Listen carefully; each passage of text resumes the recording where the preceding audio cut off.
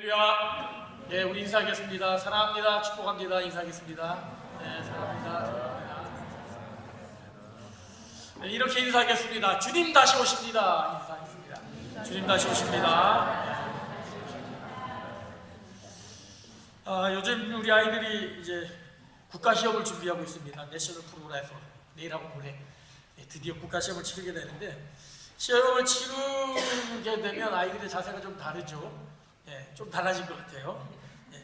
내가 핸드폰만 있다가 그래도 책을 들여다보고 챗 GPT로 이 스웨덴 문장이 맞냐 틀리냐 뭐 이렇게 물어보기도 하고, 얘때 뭐라 이런 소리를 들으면 야 잘했다 뭐 이런 소리도 듣는 거 보면 얘들이 시험을 좀 준비하긴 하는구나 하는 걸 느낄 수 있습니다. 그렇습니다. 무언가를 앞에 두고 있다면 그 사람의 삶의 자세가 달라지겠죠. 올림픽이 있다면 올림픽 선수들은 그 준비하는 과정이 달라질 것이고, 뭐 변호사 시험이나 의사고시가 앞에 놓여 있다면 공부하는 학생들의 자세가 달라지겠죠. 마찬가지로 우리 그리스도인들에게도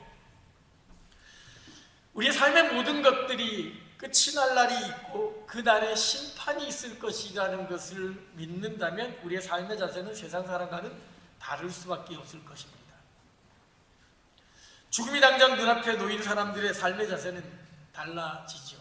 호스피스 일을 하는 수많은 사람들이 이야기를 들어보게 되면 호스피스를 받는 수많은 환자들은 이전의 삶과는 전혀 다른 삶의 가치관을 가지고서 마지막을 맞이한다고 그럽니다.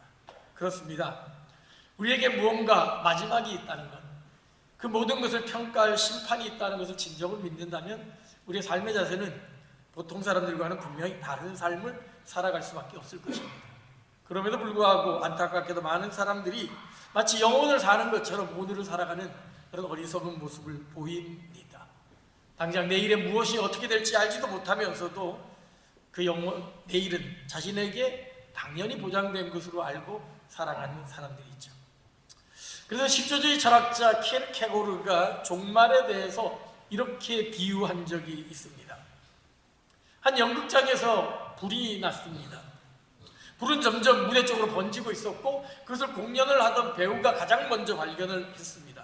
그래서 이 불이 났다는 경고신호를 알려야 되겠는데 갑자기 불이야! 이러면 사람들이 너무 놀라가지고 다들 후다닥 나가느라고 정말 사람들이 발에 밟히고 그렇게 난리가 날 것 같아가지고서 이런 아비규환을 피하기 위해서라도 어떻게 해야 되겠다, 잔잔하게 침착하게 해야 되겠다 싶어가지고 관객들에게 조용히 이야기합니다. 여러분 놀라지 마세요. 지금 불이 났습니다.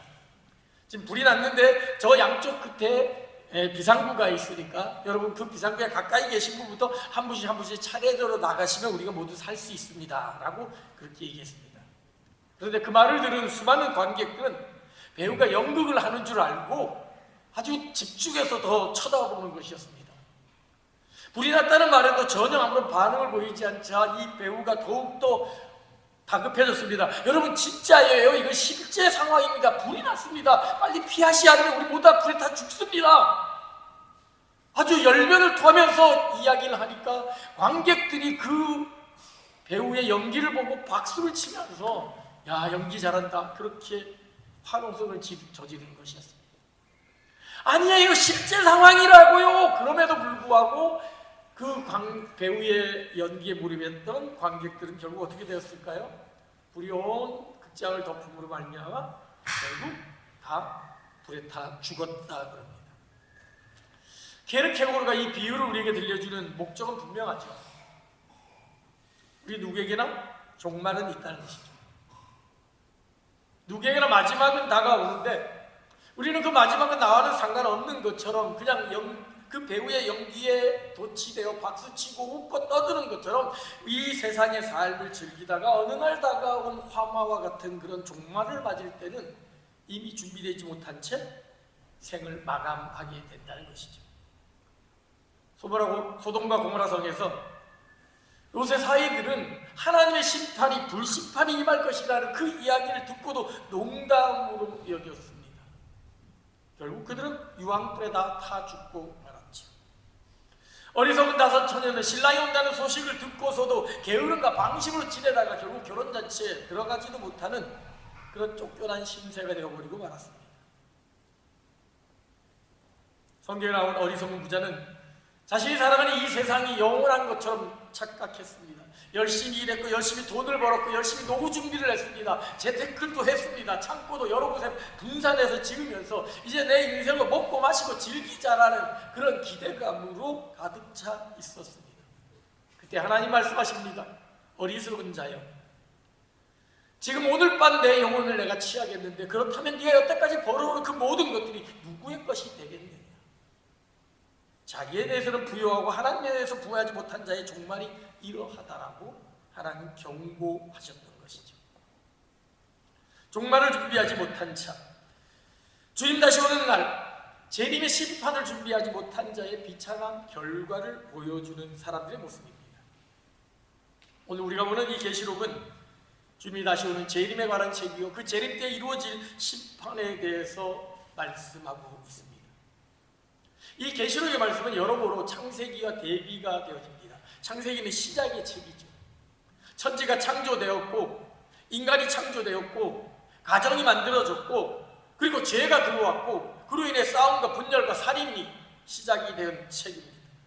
계시록은 반대죠. 모든 것이 끝납니다. 천지 창조는 다 사라지고 새로운 새 하늘과 새 땅이 창조될 것입니다. 인류는 모두가 죽고 그리스도 안에서 하나님 나라에서 새로운 인류가 시작이 될 것입니다. 죄와 죽음, 고통, 슬픔은 다 사라져버리고 영원한 기쁨과 행복만이 가득한 새로운 세상이 열릴 것입니다. 창세기에서는 사탄이 승리합니다. 죄로 인간을 무너뜨리게 하고 결국 그 결과 죽음과 고통, 슬픔, 분노, 분열, 다툼밖에는 가득한 그런 세상으로 변해버리고 말았죠. 그러나 계시록에서는 결국 그 사탄은 패배하고 말 것입니다. 그 결과 죄와 죽음은 사라지고 눈물, 걱정, 근심은 다 사라지고 영원한 생명, 영원한 기쁨만이 있는 새로운 세상이 열릴 것을 약속하고 있습니다. 이렇게 창세기와 계시록은 대비되는 책입니다. 그런데 이 대비되는 두 책이 공통적으로 강조하고 있는데 그것이 무엇이냐? 바로 구원자 되신 예수 그리스도입니다. 창세기에서는 죄를 짓자 하나님이 죄에 대해 심판을 하시면서 뱀에게 이렇게 저주를 하시죠. 앞으로 여자의 후손이 너의 머리를 밟을 것이며 너는 여자의 후손의 발꿈치를 물 것이다. 그것은 여자의 후손이 결국 뱀의 모든 권세를 무너뜨릴 것을 예언하신 말씀입니다. 이것은 뱀에게는 저주의 말씀이었지만 우리 인간에게는 구원의 말씀이었던 것이죠. 창세기 3장 15절에 있는 여자의 후손이라는 이 말은 단수형으로 쓰여져 있고 한 사람을 이야기하고 있고 이것은 바로 2000년 전에 태어나신 예수 그리스도를 예언하는 구원의 복음이었던 것입니다. 그래서 창세기 3장 15절을 우리는 퍼스트 가스펠, 오리지널 가스펠, 원복음이라고 이야기합니다. 창세기에서 구원자이신 예수를 소개한 이후에 계속적으로 메시아 예수에 대한 예언이 이어집니다. 그리고 마침내 계시록에 와서는 그 이 땅에 성육신하서 인간의 몸을 입고 십자가를 지시고 돌아가시고 부활하셔서 승천하셨던 그 예수님이, 초림하셨던 그 예수님이 다시 재림할 것을 예언하고 있습니다. 내가 진실로 속히 오리라, 반드시 다시 올 것이라고 이야기하고 있습니다. 창세기에서 여자의 후손이 메시아가 너희들에게 갈 것이다, 구원자가 갈 것이다 예언하셨던 그 하나님이 2000년 전 인간의 모습으로 이 땅에 예언자 메시아를 이 땅에 보내셔서 우리의 모든 문제를 해결하시고 승천하신 그 분을 마지막 날, 이 인류의 마지막 날에 다시 보낼 것임을 약속하고 있습니다. 그렇습니다. 성경은 메시아이신 예수 그리스도에 관한 기록입니다. 성경에는 메시아에 대한 예언으로 가득 차 있고 무려 2000번이 넘는 단어로 예수 그리스도가 다시 오실 것임을 예언하고 있습니다.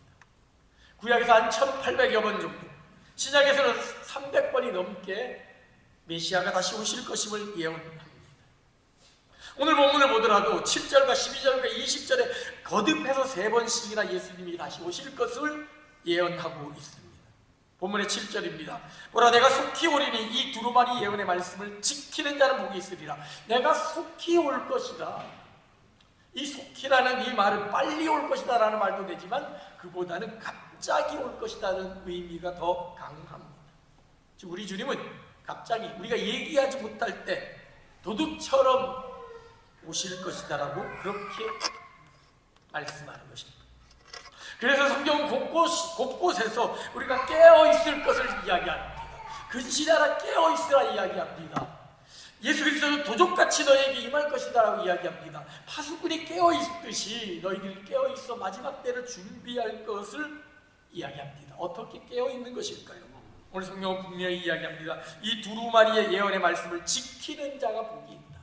말씀을 지키는 자가 복이 있다는 것이죠. 말씀을 지키는 것이 깨어있는 것이라는 겁니다. 마지막 시대를 살아가는 우리들이 해야 될 가장 중요한 일이 무엇이냐? 말씀을 지키는 일이라는 것이죠. 계시록을 시작하면서부터 이 말씀의 중요성을 강조합니다. 1장 3절에 이 예언의 말씀을 읽는 자와 듣는 자와 그 가운데 기록한 것을 지키는 자가 복이 있다라고 이야기합니다. 그렇습니다. 마지막 시대를 살아가는 우리들이 해야 될 가장 중요한 일이 무엇일까? 그래서 바로 말씀을 듣고 읽고 말씀을 지키는 삶을 살아가야 한다는 것이죠. 그것은 세상의 수많은 가치관과 진리들하고 주장하는 것들을 쫓아가는 것이 아니라 세상의 유행을 쫓아가는 것이 아니라 영원히 변하지도 않고 쇠하지도 않는 진리이신 말씀을 붙들고 살아간다는 것이죠.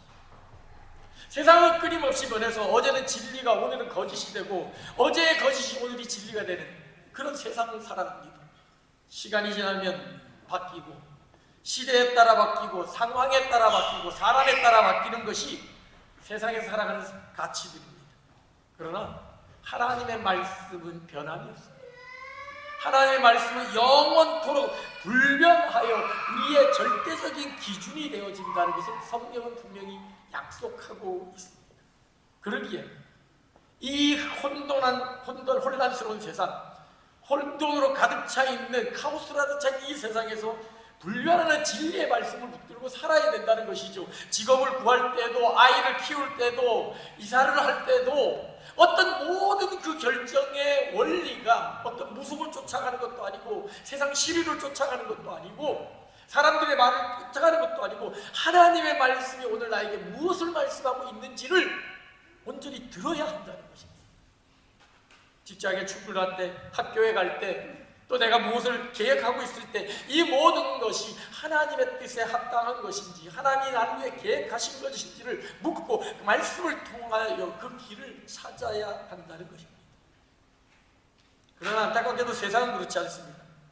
세상은 끊임없이 말씀과는 반대의 삶을 살아갑니다. 11절에서 이렇게 고발하죠. 불의를 행하는 자는 그대로 불의를 행하고 더러운 자는 그대로 더럽다라고. 15절은 좀 더 분명하게 얘기합니다. 개들과 점술가들과 음행하는 자들과 살인자들과 우상숭배자들과 거짓말을 좋아하며 지어내는 자, 이런 자들로 가득 찬 것이 세상이라는 것이죠. 세상은 거짓말하는 것을 당연하게 여깁니다. 음행하는 것을 당연하게 여깁니다. 살인하더라도 별로 죄책을 느끼지 못합니다. 왜? 남들도 다 그러니까. 그러는 게 나한테 유리하니까 철저하게 개인적으로 자신에게 유불리를 따지며 살아가는 것이 세상입니다. 그러나 하나님은 그 모든 것들에 대해서 갚아줄 것이라고, 판단할 것이라고 말씀하고 있습니다. 12절에 말합니다. 보라 내가 속히 오리니 내가 줄 상이 내게 있어 각 사람에게 그가 행한 대로 갚아주리라. 결국 우리의 모든 것들이 결국 판단받을 것이라는 것이죠. 심판받을 것이라는 것이죠. 우리 아이들이 이제 내일하고 모레 시험을 치르면 결과가 나오겠죠. 그 결과를 보고 고등학교를 가냐 못 가냐, 어디를 학교를 들어가냐 마냐가 되는 거죠. 여러분 공부할 때, 박사 논문을 준비할 때 그 논문을 내고 나서 결과가 나오겠죠. 박사 논문이 통과되든지 아니면 낙제가 되든지 누락이 돼서 다시 시작해야 되든지. 우리가 하는 모든 일들에 대해서는 결과가 있습니다. 원인에 대한 결과가 생기는 것이죠. 마찬가지로 우리의 현재 삶에 대한 결과들이 있을 것이라는 거죠. 운동선수가 열심히 운동하고 난다면 승패가 1, 2, 3, 2 결정이 되어집니다. 군인들이 전투를 하게 되면 그 승패가 결정이 되어집니다. 학생이 공부를 하면 시험을 치면 그 결과가 나오게 되죠. 우리 인생 경기도 마찬가지라는 것이죠. 주님은 그래서 말씀하십니다. 마태복음 25장을 보게 되면 종말에 대한 이야기로 가득 차 있는데, 그때 마지막 날에 주님께서는 모든 민족을 다 불러 모으시고, 그래서 목자가 양과 염소를 구분하는 것처럼 하나님을 믿는 백성과 하나님 믿지 않는 백성들을 구분할 것이다라고 이야기합니다. 알고 보면 곡간에 들이고 쭉정이는 영원히 꺼지지 않는 불에 태울 것이다라고 경고하고 있습니다. 그렇습니다. 우리의 인생의 끝에는 이런 분명한 심판이 있습니다. 그러기에 우리는 그날을 준비하면서 살아가야 됩니다. 오늘이 영원히 계속되지 않는다는 사실을 우리는 심각하게 깨달아야 합니다. 그리고 우리의 이 죽음 끝에는 우리의 삶에 대한 모든 평가들이 있다는 사실을 분명히 기억해야 합니다. 그 사실을 알았기에 사도 바울은 자신의 가진 모든 세상적인 명예와 권력들, 물질들을 다 포기하고 예수 그리스도와 함께 예수 그리스도를 전하기에 예수 그리스도의 길을 걸어갔던 것이죠. 그러면서 그는 디모데후서에서 이야기했듯이 의의 면류관이 예비되었다라고 그렇게 확신할 수 있었던 것입니다. 야고보사도 역시 시련을 이겨낸 자에게는 생명의 면류관을 얻을 것이다라고 그렇게 약속했던 것이죠. 오늘 본문도 그 사실을 분명히 약속하고 있습니다. 우리의 인생의 경주를 마친 뒤에 자기 옷을 어린 양의 보혈의 피에 빠진 자, 즉 예수 그리스도를 믿어 영접한 자는 성 안에 들어갈 것이고, 계속해서 악하고 마술 행하고 음란과 살인과 거짓을 일컫는 자들은 성 밖으로 내쳐질 것이라고, 지옥으로 떨어질 것이라고 경고하는 것입니다. 14절과 15절입니다. 자기 두루마리를 빠는 자들은 복이 있나니, 이 두루마리를 빤다라는 것은 그 말씀을 지키고 말씀을 행한다는 것입니다.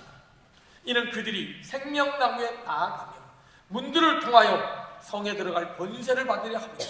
그러나 개들과 점술가들과 음행한 자, 살인자, 우상숭배자, 거짓말 좋아하며 지어내는 자는 다 성 밖에 있으리라. 하나님의 구원의 성 밖에 있게 될 것이다. 천국 밖에, 지옥에 떨어질 것이다라고 그렇게 분명하게 경고하고 있습니다. 그렇습니다. 우리 삶에는 분명한 평가가 있습니다.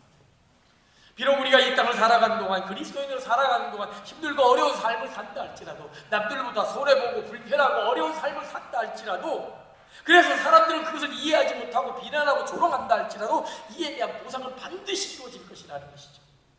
우리가 지난 시간에 살펴보았듯이 예수 그리스도의 십자가의 죽음은 세상 사람의 눈에 보기에는 실패인 것으로 보였고 조롱과 비난의 대상거리였지만, 그러나 하나님이 그를 지극히 높여 그 죽음에서 부활하게 하심으로 말미암아 모든 사람의 영광이 되도록 하나님 만드셨듯이 우리 역시 그러한 길을 따라간다면, 세상에는 비록 오해받을 수 있고 조롱받는다 할지라도 하나님이 지극히 높은 자의 자리에 올려주셔서 저 높은 곳에서 뛰어나게 하시는 그런 하나님의 은혜를 누리는 그런 우리들이 될 줄로 믿습니다. 그러기에 우리는 그날을 기다리며 살아야 합니다. 초대교회 성도들이 마라나타 아멘 주 예수의 오시옵소서라고 고백했던 것처럼 주님이 오실 날을 기다리면서 살아야 된다는 것이죠. 오늘 계시록은 이렇게 마무리됩니다. 20절입니다. 이것들을 증언하신 이가 이르시되 내가 진실로 속히 오리라 하시거늘 아멘 주 예수여 오시옵소서. 아멘 주 예수여 오시옵소서. 마치 신랑을 기다리는 신부와 같이 그 마지막 날 주님 다시 오신다는 그 사실을 기억하며 자신을 거룩과 정결의 모습으로 준비해야 되는 것이 신부된 우리 그리스도인의 모습이라는 사실을 우리는 기억해야 합니다. 주님은 다시 오십니다. 밤이 지나면 아침이 오듯이, 썰물이 끝나면 밀물이 닥치듯이 주님은 반드시 오십니다. 이 사실은 성경에 2000번이나 넘게 계속해서 예언된 약속인 것입니다. 오늘 살아가는 우리들은 과연 이러한 하나님의 약속의 말씀, 이 은혜의 말씀을 얼마나 인식하며 살아가고 있는지, 오늘 주어진 일들에 치우쳐서 그것에 매몰되어 살아가고 있는 것이 혹시나 우리들의 모습은 아닌지 돌아보아야 될 것입니다. 나는 무엇을 위해 살아가고 있는지, 왜 살아가고 있는지, 지금 살아가는 삶의 의미가 무엇인지를 깨닫지 못한 채 그저 남의 가는 길을 따라만 가다 보면 어느덧 하나님의 길과는 전혀 다른 새 성 밖에 내쳐진 인생의 길을 걸어갈 수밖에 없을 것입니다. 종말을 강조하면서, 재림을 강조하면서 이 땅의 그리스도인들이 이렇게 살아서는 안 된다는 마음으로 책을 쓴 분이 있습니다. 한국계 미국 여성인 토마스 주란이라는 사람이 쓴 천국은 확실히 있다라는 책입니다. 이 책은 조영기 목사님 번역해서 우리나라에도 소개되어졌고 전 세계적으로 엄청난 선풍적인 인기를 끌었습니다. 발간한 지 5개월도 안 돼서 45세를 찍을 정도로 베스트셀러가 되었 이 책, 이분은 자신이 17번이나 천국과 지옥을 경험했다고 합니다. 그래서 그 천국에 대한 아주 실체적이고 구체적인 사실적인 묘사로 가득 차 있습니다. 저도 그 책을 읽으면서 이게 정말 대단하다라고 마음이 들었는데, 물론 이후에 이 환상이 진짜냐 가짜냐는 논쟁도 있었고 이단 논쟁에 휘말리기도 했지만, 그 책에 있는 천국에 대한 자세한 묘사는 차치하고서라도 그분이 그 책을 쓴 동기, 그 목적은 우리가 분명하게 기억해야 될 중요한 경고라는 사실입니다. 그분이 그 책의 서문에서 이렇게 이야기했습니다. 하나님께서 나를 예언적 사역으로 부르신 이후 지금까지 나는 많은 신자들이 진정으로 믿고 있지는 않다는 사실을 알게 됐습니다. 교회를 다니지만 하나님 믿는다라고 하지만 진짜가 아니라는 것이죠. 어떤 사람들은 천국이 존재한다는 사실조차 확실하지 못하고 있습니다. 또 어떤 사람들은 천국에 관심이 없어 보입니다. 너무나 많은 사람들이 마치 이 세상이 전부인 양 살아가고 있습니다. 하나님은 내가 모든 사람에게 천국이 확실히 있음을 알리기를 원하십니다. 우리가 이 사실을 진정으로 깨닫게 될 때 우리의 모든 것, 즉 우리의 동기나 자세, 가치, 관계, 꿈, 계획 및 관점이 바뀔 것입니다. 우리는 이 땅의 삶을 여행하는 영적인 존재입니다. 우리의 참된 실체는 우리 영혼입니다. 천국이 우리의 진정한 집이고 내가 알게 되었듯이 천국은 확실히 있습니다. 그분이 가본 천국의 모습이 실제적이냐 아니냐, 성경적이냐, 이거는 차치하고서라도 이분이 주장하는 강조점은 분명합니다. 천국은 반드시 있고 분명히 있다는 것이죠. 그것은 성경에 분명히 예언되고 계시된 약속이기도 합니다. 그렇다면 그 천국이 있음을 믿는 사람들이라면 그 천국이 언젠가는 우리에게 다가온다는 사실, 우리가 주기도문에서 기도하듯이 하나님 나라가 이 땅에 임하는 것을 기도한 것이 실제로 이루어진다면 오늘 우리가 살아가는 삶의 자세는 이와는 똑같아서는 안 될 것입니다. 천국의 소망 재림을 기대하는 사람이라면 이 세상의 사소한 일에 대해서 일일이 하지는 않을 것입니다.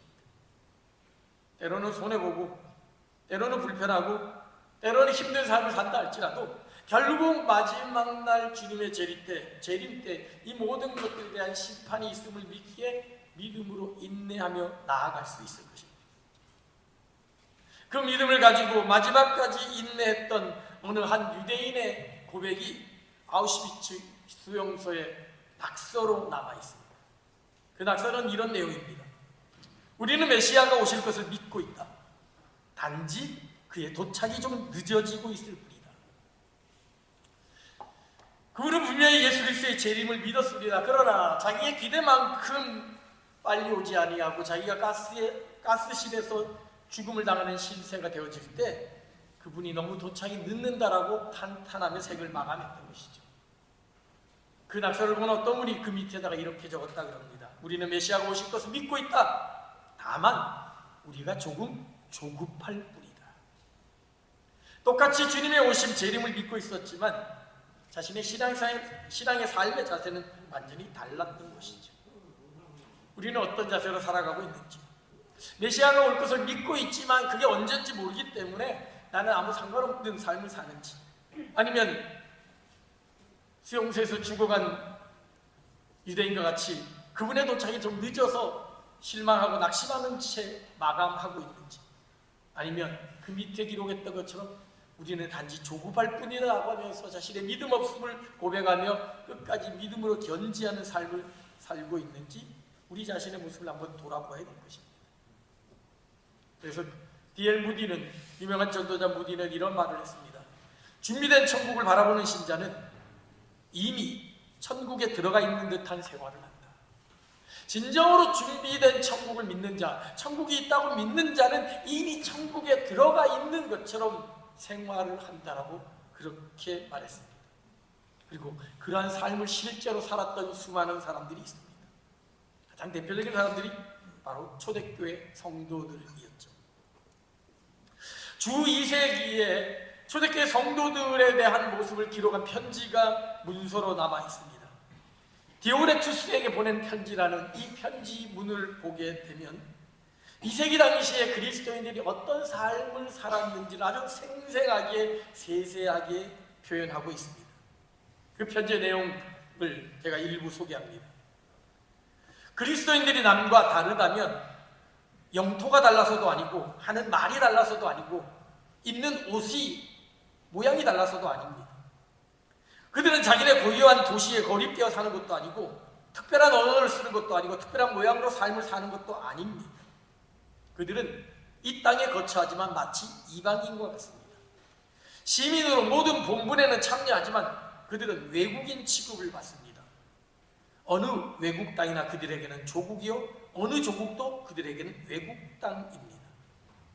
누구나 하듯이 그들은 혼인을 하고 자녀를 낳지만 갓난아기를 내어다 버리지는 않습니다. 누구와도 밥상을 함께 나누지만 잠자리를 함께 하지는 않습니다. 그들은 육을 입고 살지만 육에 따라 살지는 않습니다. 그들은 지상에서 살고 있지만 천국의 시민들입니다. 그 문란했던 로마 시대 때 힘있고 권력 있는 자가 모든 걸 다 할 수 있었던 그때 그들은 그런 세상 법칙을 버리고서 오직 하나님의 말씀에 따라서 말씀에 순종하는 거룩과 정결의 삶을 살았던 것이죠. 그 내용 가운데 이런 내용도 있습니다. 그들은 정해진 법률에 복종하지만 그들의 생활 모습은 법을 초월합니다. 모든 일을 사랑하면서도 모든 사람에게 핍박을 받습니다. 혐의가 없으면서도 유죄로 판결을 받습니다. 사람들이 그들에게 죽음을 부여하지만 그들은 거기서 생명을 얻습니다. 그들은 가난하지만 실상은 부유합니다. 모든 것을 빼앗기지만 그들은 충만해 있습니다. 그들은 경멸을 받지만 멸시 중에도 하나님 앞에서는 오히려 영광을 받습니다. 그들은 경멸을 당하지만 오히려 경멸하는 자를 향해 복을 빌어줍니다. 멸시를 당할 때 그들은 여전히 멸시하는 자에게 합당한 존경을 잃지 않습니다. 그들은 선을 행하고 악인으로 처벌받습니다. 처벌을 감내하면서도 그들은 즐거워합니다. 왜냐하면 그들은 부활을 믿기 때문입니다.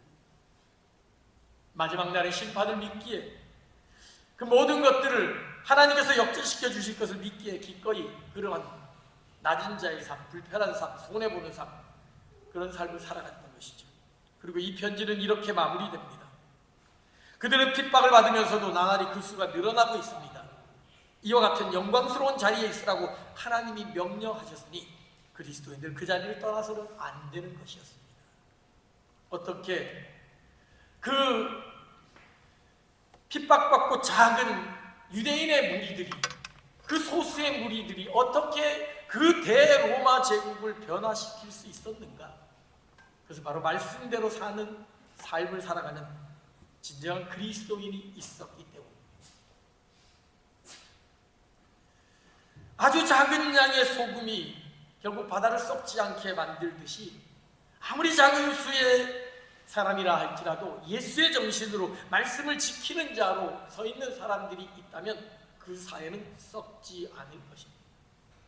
예수를 믿으면서도 세상과 별반 다를 바 없는 내세도 천국도 재림도 믿지 않고 그저 이 세상이 전부인 양 살아가는 사람들이 아무리 교회당이 많다 할지라도 세상은 변하지 않습니다. 그러나 말씀을 지키는 자, 그 말씀대로 주님이 다시 오실 날을 믿고 이 모든 것들을 심판하실 것을 믿고 두렵고 떨림으로 기다리며 거룩과 정결의 모습으로 자신을 무장하며 살아가는 사람들 소수가 있다면 이 세상은 결국 하나님 나라로 바뀌어지게 될 것입니다. 네로의 극심한 박해 속에서도 기독교가 계속 전파되고 마침내 그 사회를 바꿀 수 있었던 이유는 바로 이런 하늘의 소망을 둔 사람들, 재림을 기다리는 사람들이 있었기 때문입니다. 오늘 우리는 성경의 마지막 장을 보게 됩니다. 감사하게도 시작의 마지막 책 계시록은 절망과 저주로 끝나지 않습니다. 구약 성경의 마지막 책 말라기는 그 마지막 단어가 헤렘이라는 단어입니다. 그 말은 저주입니다. 구약은 저주로 끝났습니다. 그러나 신약은 성경 전체는 말라기로 끝나는 것이 아니라 계시록으로 끝납니다. 그 계시록은 새로운 희망을 이야기하고 있고 축복을 이야기하고 있습니다. 성경의 마지막 장 마지막 절 계시록 20장 21절의 말씀을 우리 함께 같이 읽도록 하겠습니다. 21절 말씀 같이 읽습니다. 시작. 주 예수의 은혜가 모든 자들에게 있을지어다. 아멘. 그렇습니다. 주 예수의 은혜가 여러분들에게 가득하기를 소망합니다. 이것은 축복입니다. 이것은 축도문입니다. 하나님이 우리에게 주시는 마지막 복은 하나님의 은혜라는 것이죠. 은혜 아니면 살아갈 수 없는 이 세상, 정직하고 바르게 살아가면 살아갈수록 손해보는 이 세상, 절대불변의 진리 말씀을 붙들고 살기에는 너무도 힘들고 어려운 이 세상, 그러나 그 말씀을 붙들고 살아간다면 하나님이 부어주시는 은혜로 인하여 넉넉히 이기며 승리할 것이다라고 성경은 약속하고 있습니다. 이 축복은 주님이 다시 오실 것을 믿으며 이 땅에 소망을 두지 아니하고 저 하늘의 소망을 두고 살아가는 그리스도인들, 진정한 천국 백성을 위한 하나님의 선물이라는 사실, 우리는 기억해야 될 것입니다. 그러기에 마라나타의 신앙으로 다시 오시옵소서라는 그 신앙, 그 소망을 가지고서 천국을 바라보며 천국을 소유하는 천국 백성들이 되기를 소망합니다.